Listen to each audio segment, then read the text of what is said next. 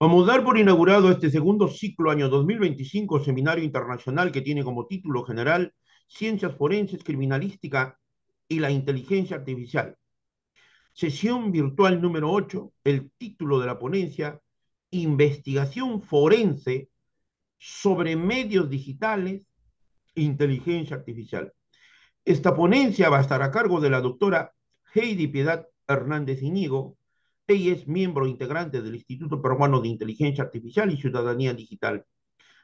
Es doctorando en Ciencias Forenses por el Centro de Estudios Superiores en Ciencias Jurídicas y Criminológicas.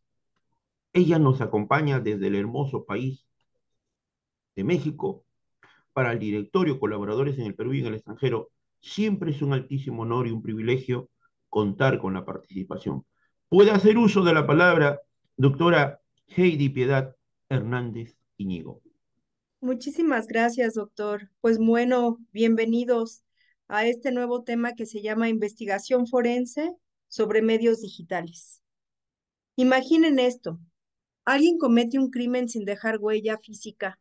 No hay testigos, no hay ADN, no hay arma, solo un teléfono, una laptop y un rastro digital que, si saben cómo leerlo, pues pueden contar toda la historia. Bienvenidos a este mundo de la investigación forense digital. Pero, ¿qué es exactamente la investigación forense digital? Bueno, pues es la ciencia que analiza los dispositivos electrónicos para encontrar evidencia útil en la investigación legal. Es como ser un detective, como ser un Sherlock Holmes, pero en el universo invisible de los datos.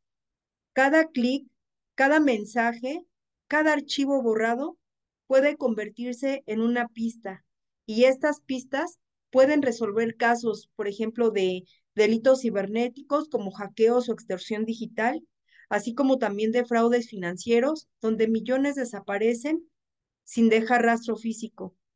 También como un acoso digital, donde el agresor se esconde tras perfiles falsos. Espionaje corporativo, pues donde los secretos se roban sin romper una sola puerta. Bueno, pero hay algo que nunca puede faltar, la integridad de la evidencia. Si se contamina, se pierde o se manipula, el caso puede desmoronarse. Por eso los investigadores digitales trabajamos con precisión quirúrgica, siguiendo protocolos estrictos para preservar cada dato como si fuera oro. Hoy vamos a sumergirnos en este mundo fascinante donde los datos hablan, los dispositivos revelan secretos y y la justicia se construye bit a bit.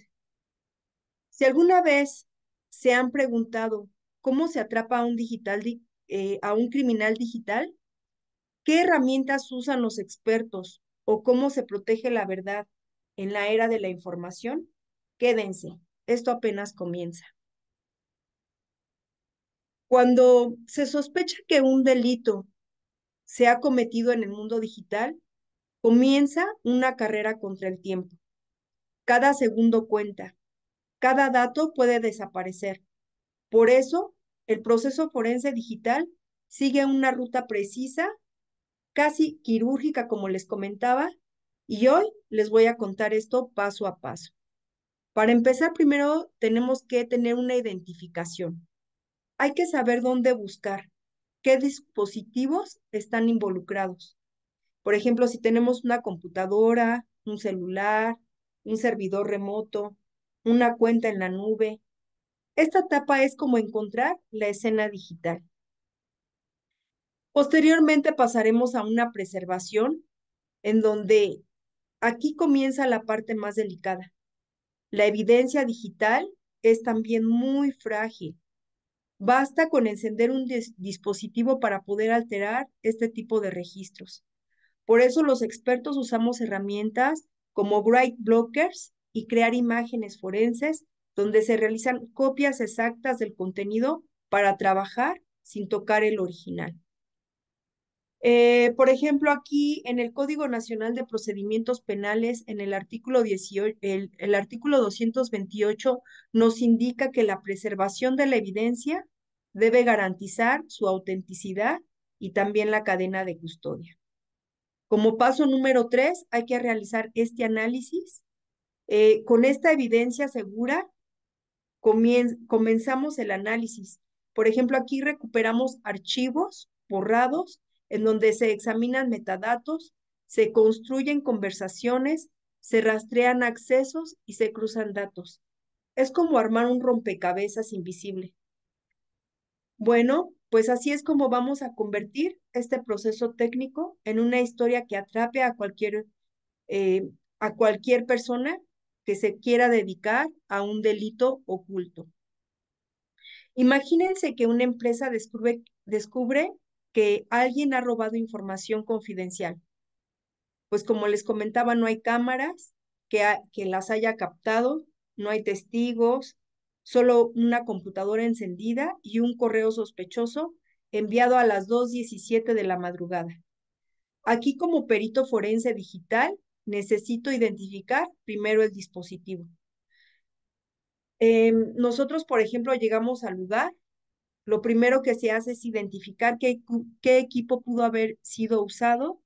Por ejemplo, en este caso, una laptop en la oficina del sospechoso. No la tocamos directamente, la observamos, tomamos huellas digitales, tomamos fotos, anotamos el número de serie y verificamos que esté apagada. Obviamente que en ese momento no podemos encender ni manipular. Si lo hacemos, vamos a estar alterando la evidencia. Como paso número 2, hacemos la preservación de la evidencia. Usamos un dispositivo especial llamado Write Blocker que permite copiar el contenido del disco sin modificarlo. Creamos una imagen forense que es una copia exacta, bit a bit, del disco. Es como hacer una fotocopia perfecta de un documento sin tocar el original. Guardamos esta copia en un disco externo, lo etiquetamos, lo sellamos y lo registramos en la cadena de custodia.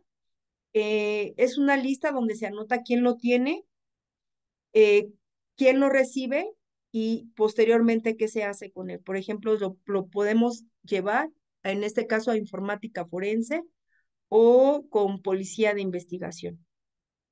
Como paso número 3, vamos a analizar lo digital y ya en el laboratorio, por ejemplo, el perito forense, con un software especializado empezamos a buscar, por ejemplo, archivos borrados recientemente, correos enviados a horas inusuales, metadatos de documentos, quién lo creó, cuándo, desde qué equipo, el historial de navegación, acceso a servidores externos y ahí eh, cuando lo encontramos, hacemos un archivo PDF con datos confidenciales enviado por correo a por ejemplo, si lo enviaron a una dirección desconocida, pues obviamente que vamos a guardar esta situación.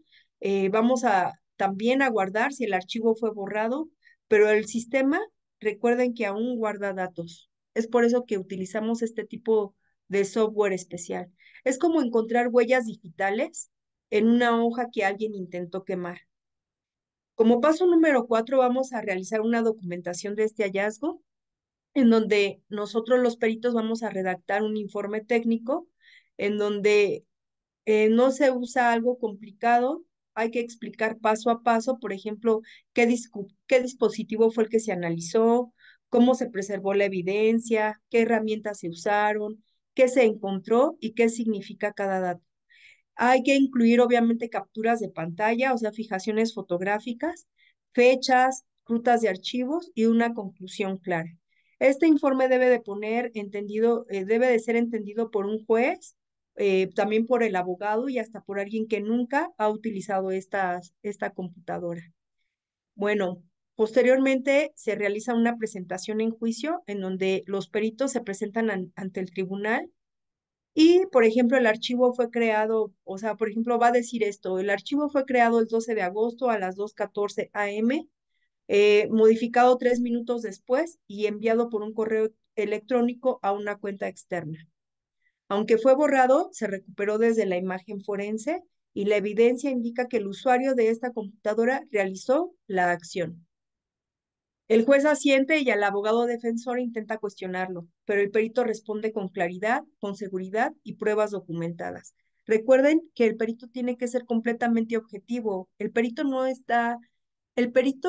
se encarga de defender a nadie, simplemente va a dar una conclusión científica, va a realizar ante el juez, vamos a comentar esa metodología que utilizamos para poder dar una conclusión completamente científica. Bueno, así se trabaja eh, un perito forense digital, no con armas, sino con datos. No persigue criminales en la calle, sino en discos duros. Su trabajo es silencioso, meticuloso, pero también puede cambiar el rumbo de un juicio, porque en el mundo digital, pues la verdad siempre deja huella. Bueno, Em, también como una referencia legal internacional tenemos el Reglamento General de Protección de Datos. En el artículo quinto exige que todo tratamiento de datos personales sean transparentes, sean limitados y seguros, incluso en los contextos judiciales. Em, Esta ley es una ley de la Unión Europea que entró en vigor en el 2018 y cambió por completo la forma en que las empresas deben manejar los datos personales de las empresas. ¿Qué busca proteger el Reglamento General de Protección de Datos? Pues es darle a las personas más control sobre sus datos personales. Esto incluye, por ejemplo, tu nombre, dirección, correo electrónico, números de teléfono, tu historial de navegación, la ubicación, incluso tus fotos, cualquier dato que pueda identificar directa o indirectamente. Mm, pero ¿qué exigen, por ejemplo, las empresas? Las empresas deben pedir tu consentimiento claro antes de usar tus datos, deben explicarte para qué los usan, deben de guardarlos de forma segura, deben de permitir que los borres si los solicitas y también debe de informarte si hay una filtración de datos. Y si no cumplen, pueden recibir multas de 20 millones de euros o el 4% de la facturación anual. Eh, ¿Esto aplica fuera de Europa? Sí, sí puede aplicar, aunque a veces es una ley europea, también puede afectar a cualquier empresa del mundo que maneje datos de ciudadanos europeos, así como también empresas mexicanas, por ejemplo, clientes en España que deben de cumplir con esta ley, ¿sí? Que es el Reglamento General de Protección de Datos. Bueno. También tenemos lo que es la cadena de custodia, que es el hilo invisible. Durante todo proceso se mantiene la cadena de custodia, que es el registro de la persona que accede a la evidencia y cuando lo hace, y también debe de mencionar qué acciones toma. Si se rompe esta evidencia, puede ser descartada en juicio. Es como ese hilo invisible que les comentaba que garantiza la verdad de que no se contamine. O sea, tiene que tener el principio de mismicidad, que es el principio en donde se encuentra el indicio y obviamente que va a ser el mismo ya en etapa de juicio oral. Bueno, la investigación forense digital, como pueden ver, no es solo tecnología, son métodos, es ética y justicia. Recuerden que cada paso importa, cada dato puede ser la diferencia entre la impunidad y la verdad. En el siguiente bloque les voy a contar qué herramientas usamos los expertos para hacer posible esta labor. No se vayan a ir. Bueno, a mí hay una herramienta que me encanta que se llama Autopsy, yo la ocupo muchísimo. Es como el CSI de los discos duros.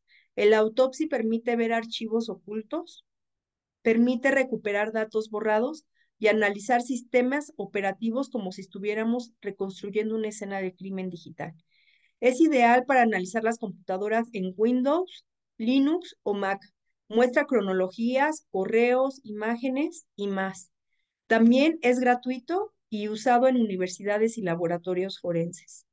También tenemos FTK, que es Forensic Toolkit.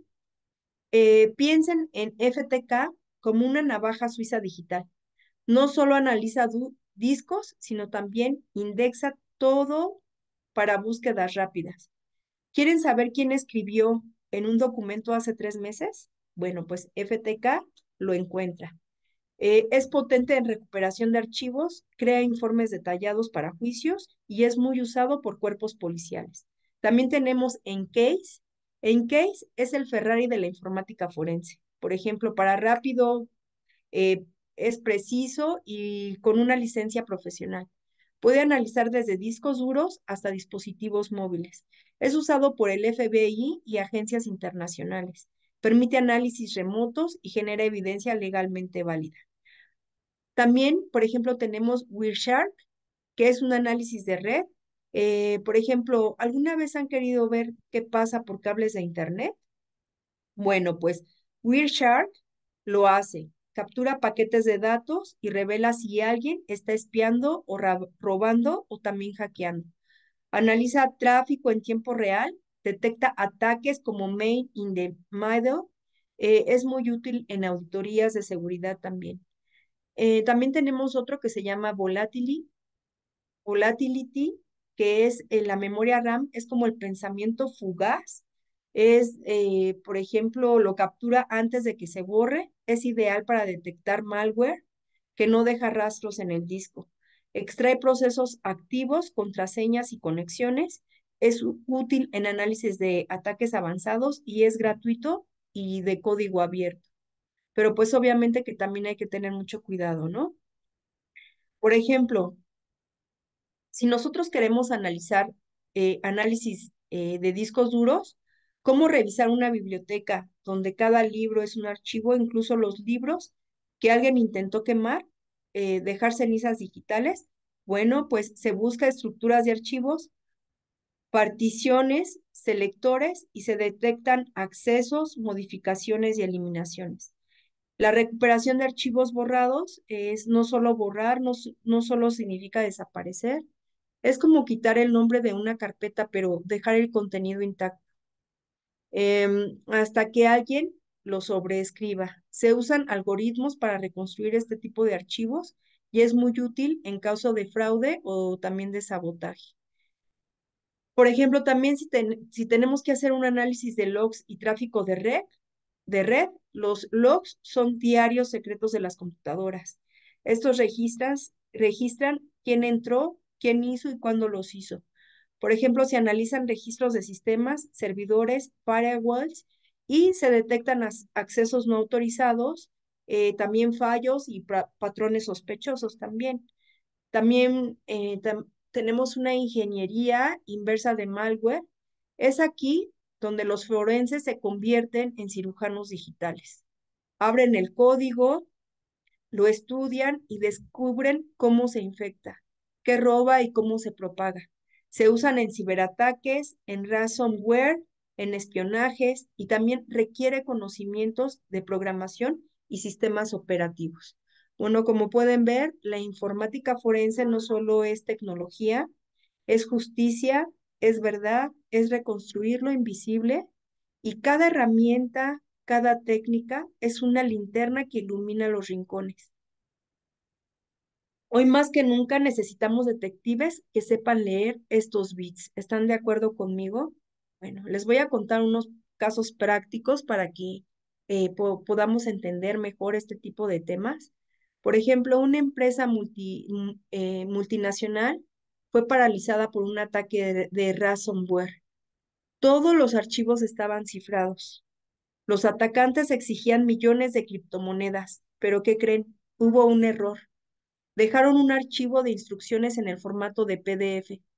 Lo que hizo el perito forense fue analizar los metadatos que les comentaba del archivo PDF y sacó la información oculta como un autor, la fecha de la creación y el software usado. Descubrió que el archivo fue creado con una versión específica de editor poco común y el software tenía una firma digital que coincidía con otro ataque previo en Europa. Rastreó el IP desde donde se envió el archivo original antes de cifrarlo y con ayuda de autoridades internacionales se identificó al atacante en Europa del Este. ¿Qué les pareció? Como pueden ver, un simple metadato invisible para la mayoría fue la clave para desmantelar una red de ciberdelincuentes. Por ejemplo, en un acoso digital es donde vemos la verdad detrás de los mensajes anónimos. Por ejemplo, una joven comenzó a recibir mensajes amenazantes en redes sociales, cuentas con cuentas falsas, comentarios agresivos, incluso amenazas de muerte, y nadie sabía quién estaba detrás. Bueno, pues, ¿qué hizo el perito forense? Analizó los perfiles falsos en las redes sociales, por ejemplo, esto por medio de las fotos, horarios de publicación, qué tipo de lenguaje utilizaba. Así extrajo datos del teléfono móvil de la víctima con capturas, mensajes, registros de llamadas. Se usaron herramientas de análisis de redes sociales para rastrear vínculos entre cuentas y descubrió que varias cuentas estaban conectadas a una misma dirección IP.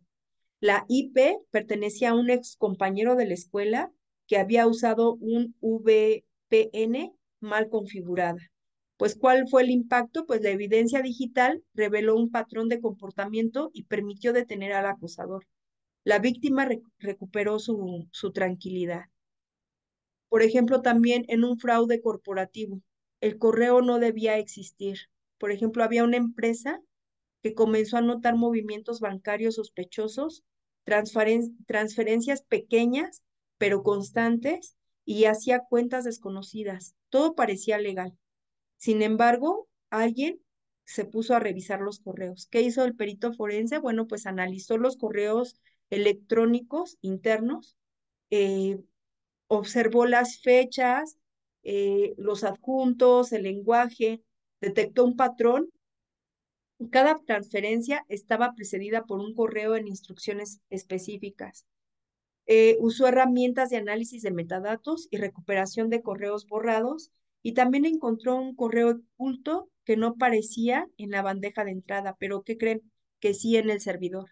Entonces el correo había sido enviado por un empleado que tenía acceso a las cuentas bancarias y se cruzó la información con los registros bancarios y se confirmó el fraude. Bueno, pues gracias al análisis forenses se recuperaron los fondos y se evitó una pérdida millonaria. El responsable obviamente pues fue procesado. Bueno, como vieron, este tipo de casos demuestran que en el mundo digital la verdad siempre deja huella. Los peritos forenses no solo analizamos datos, reconstruimos historias, protegemos a las víctimas y hacemos justicia, porque incluso el archivo más insignificante puede ser la clave para resolver un crimen. Bueno, ¿cuáles serían los retos actuales y el futuro de la informática forense digital? Bueno, pues existe la criptografía cifrada y cómo pueden acceder a evidencia protegida. Imaginen que tienen frente a ustedes el teléfono del sospechoso. Saben que ahí está la prueba, pero está cifrado. Es como tener una caja fuerte sin una combinación. Bueno, hoy en día los dispositivos usan cifrado extremo a extremo, lo que significa que ni siquiera las empresas que los fabrican pueden acceder a su contenido. ¿Recuerdan que en el WhatsApp hay un código en donde menciona que nadie puede leer tus WhatsApp? Bueno, pues a eso es a lo que nos referimos. Los peritos forenses debemos usar técnicas avanzadas como análisis de memoria RAM, extracción de claves en tiempo real o incluso también ataques de fuerza bruta, que pueden tardar días o también incluso semanas. O sea, no crean que esto es de un día o de un ratito, a pesar de que tenemos pues ya software avanzados que nos pueden ayudar, pero obviamente que se requiere de un trabajo y un esfuerzo. Pero aquí surge el dilema, ¿hasta dónde se pueden llegar sin violar los derechos? El reto no es solo técnico, recuerden que es ético también. ¿Podemos romper el candado sin romper la confianza? Bueno, ¿podemos decir que la inteligencia artificial es una aliada o amenaza? La inteligencia artificial puede analizar millones de datos en segundos, pero también pueden generar evidencia falsa. ¿Estamos preparados para distinguir la verdad del engaño digital? La inteligencia artificial ayuda a los investigadores a reconstruir patrones, detectar anomalías y predecir comportamientos, pero también puede ser utilizada por delincuentes para crear deepfakes, automatizar ataques o ocultar rastros. El perito del futuro no solo debe saber usar inteligencia artificial, también debemos saber desconfiar de ella cuando sea necesario. Como pueden ver, la inteligencia artificial no tiene conciencia, por eso la conciencia debe de estar en quien la usa. ¿Están de acuerdo? Bueno, también qué podemos decir, privacidad contra justicia. ¿Dónde trazamos esa línea tan delgada? ¿Qué pesa más, el derecho de la privacidad o el deber de hacer justicia? Y si el culpable se esconde detrás de una contraseña que nadie puede tocar, en casos de acoso, fraude o abuso, acceder a datos personales puede ser la única forma de proteger a la víctima, pero también existe el riesgo de invadir la intimidad de personas inocentes o de usar la información con fines políticos o comerciales. Cada caso es un equilibrio delicado entre derechos individuales y responsabilidad social. La justicia sin privacidad puede volverse agresiva, pero la privacidad sin justicia puede volverse también peligrosa. Las leyes están día con día también en la tecnología. La tecnología avanzada a la velocidad de la luz, las leyes a veces a la velocidad de la tortuga. Así es.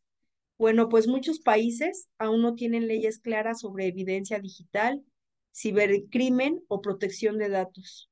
Los jueces deben de interpretar normas pesadas para papel, no para algoritmos. La informática forense necesita marcos legales modernos que entiendan el mundo digital sin perder los valores humanos. Recuerden que no basta con tener herramientas, necesitamos reglas claras para usarlas como justicia también. Bueno, como podemos ver, la informática forense no es solo una disciplina técnica, es una lucha constante entre lo que podemos hacer y lo que debemos hacer, entre la verdad y el respeto, entre el futuro y la ética. Y como ustedes, como parte de esta audiencia, ya formamos parte de esta conversación, porque el mundo digital no es ajeno, es nuestro y merece ser protegido con inteligencia, pero también con humanidad. Como perito forense, como abogada penalista y como académica, he aprendido que la verdad no siempre grita. A veces susurra desde el archivo oculto, un log olvidado, un mensaje cifrado, y es nuestra responsabilidad como profesionales del derecho y la tecnología escucharla con rigor, ética y sensibilidad. Hoy, la justicia no solo se construye solo en tribunales, se construye también en laboratorios digitales, en análisis de redes, en reconstrucciones de evidencia invisible. La informática forense no es un accesorio del proceso penal, es una herramienta esencial para garantizar que la verdad prevalezca, incluso cuando se esconde tras una pantalla. A quienes hoy me escuchan y sienten curiosidad, si les mueve la búsqueda de la verdad, si quieren ser parte de una justicia más precisa y más humana, los invito a considerar este campo. La informática forense necesita mentes brillantes, éticas firmes y corazones comprometidos. No importa si vienen del derecho, la ingeniería, la criminología o la informática. Aquí siempre va a haber un espacio para ustedes. Y antes de cerrar, quiero dejarles una pregunta que no tiene una respuesta fácil, pero sí es urgente. ¿Cómo equilibramos la privacidad digital con la necesidad de la justicia? ¿Por qué proteger los derechos individuales y perseguir la verdad? No debe ser enemigos, deben ser aliados. Y esto debe de ser en equilibrio. Depende de todos nosotros. Pues bueno, gracias por permitirme compartir este espacio con ustedes. Que esta conferencia no solo sea un punto final, sino un punto de partida, porque el futuro de la justicia digital se escribe hoy y cada uno de ustedes puede ser parte de esta historia. Agradezco sinceramente al doctor Daniel Malpartida por su liderazgo, por su visión y por seguir creyendo que la tecnología y la justicia no solo pueden dialogar, sino transformarse mutuamente. Gracias por permitirme ser parte de esta comunidad que no teme mirar hacia el futuro, que abraza la innovación con ética y que entiende que detrás de cada dato hay una historia que merece ser contada con respeto y precisión. Gracias por su atención y por su presencia y por su compromiso con un mundo más justo, más seguro y más consciente. Muchas gracias, doctor. Vamos a dar por clausurado este segundo ciclo año 2025, seminario internacional que tiene como título general Ciencias Forenses, Criminalística y la Inteligencia Artificial. Sesión virtual número 8, el título de la ponencia, Investigación Forense sobre Medios Digitales e Inteligencia Artificial. La misma que estuvo a cargo de la doctora Heidi Piedad Hernández Iñigo, a nombre del directorio, colaboradores en el Perú y en el extranjero. Siempre es un altísimo honor, un privilegio académico e intelectual contar con la participación. Muchas gracias, doctora. Un abrazo muy fuerte desde acá de Lima, Perú. Gracias, doctor, igualmente.